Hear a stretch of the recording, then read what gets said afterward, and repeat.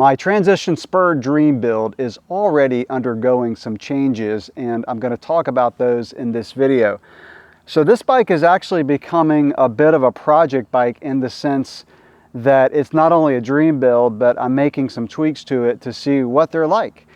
So when I made my reveal video, I mentioned that the weight of the bike with the Industry 9 wheels, the Maxxis tires, which was a Maxxis Recon Race in the front, Icon in the back, the weight came in at 26.3 pounds. Pretty respectable weight for a 120 bike that had SRAM transmission, but I wanted to get the weight down a little bit. And so I started making some changes. I had already mentioned that I was going to change out the fork from the Öhlins RXF to the Öhlins RXC. So that's the first change I made. So the bike went from 26.3 pounds with pedals to 26.06. So I dropped about a quarter pound. I actually thought I was going to drop a half a pound. It's a quarter pound, but still a quarter pound is a pretty big difference, especially in the front. And I found that the places where you can feel the most change in weight are the wheels, and then also anything up front. So fork, handlebars, it just, because that's the part of the bike that you're moving around the most, you're turning it, that's where you're gonna feel the difference. So dropping a quarter pound in the fork, that's gonna help the bike ride lighter, feel lighter.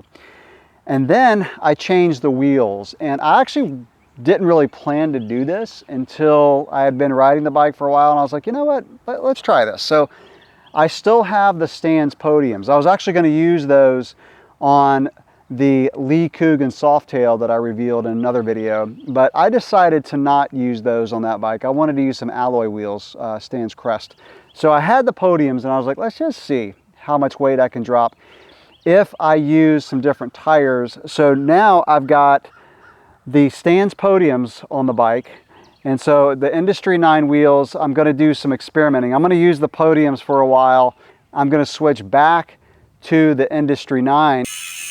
So these are the Industry 9 UL 300s with the new Solix hub. Super great wheel set. These actually have a 30 millimeter internal, whereas the podiums is more like, I don't know, like 24, 23, something like that. So these are quite a bit wider, and you can see that, man. That's a pretty wide rim, especially for like a cross-country wheel set. That's a wide internal. So that makes the tire spread out, gives you more traction, and it just makes the ride quality a little bit better. So now I've got the Stans podiums on with a Schwalbe Racing Ray on the front and a Racing Ralph on the back.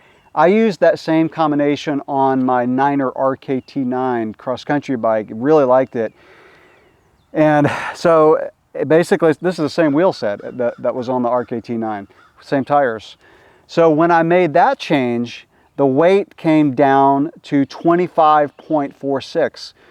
I think most of that weight is in the tires, but we're gonna see. So like when I put the Industry 9s back on, I'm gonna use basically, like I said, the same tires, same rotor, same cassette.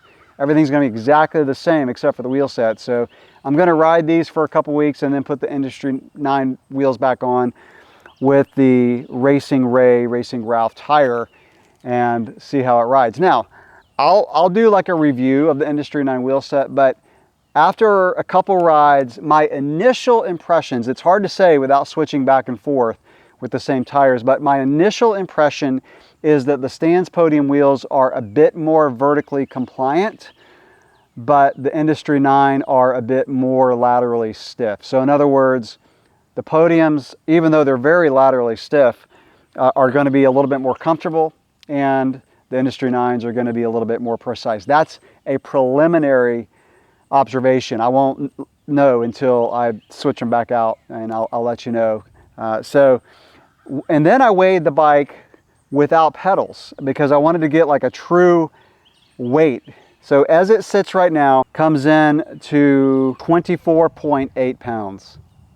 That's a pretty respectable weight for a 120 bike, you know, 120 mil travel front and rear. So the bike's getting lighter. You know, we'll see what it's like with the Industry 9 wheels. I think we're probably gonna gain back about a quarter pound with the Industry 9s, but I'll let you know. By the way, another change that I made to the Dream Build is I changed out the bar Same bar in terms of the brand and the model, so it's a Race Face Next Carbon, but I bought this bar for the Lee Coogan Softail, and it has purple. It has purple lettering.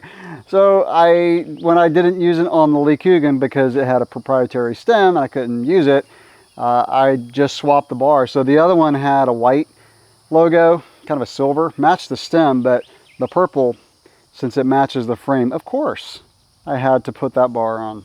So it didn't really affect the weight, but just matched the bar to the frame. After I get the wheel set sorted out in maybe a month or so, I'm gonna make another change that I'll make as a separate video, and that is I'm gonna use this Öhlins TXC2 Air shock. Now, you may remember in another video a year or two ago, I reviewed the Öhlins TTX with a piggyback reservoir. Phenomenal shock. I still have that shock.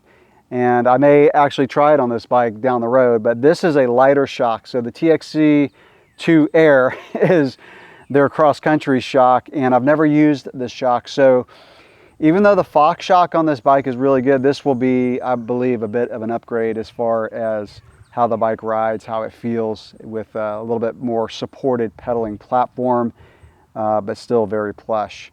So I just wanted to make this quick video to talk about the Dream Build and the changes that I'm making, and it's becoming a pretty cool platform to use for different experiments like wheels and shocks. So I'll make another video coming up talking about the Industry 9 wheels, what I notice, and I'll probably make that like a review of those wheels, because it'll give me a really good feel once I switch back to them of what they're like. So yeah, questions, comments, drop those below. If you haven't subscribed to the channel, what are you waiting for? Lots of cool videos coming up. All right, I'll catch you in the next video. Thanks for watching.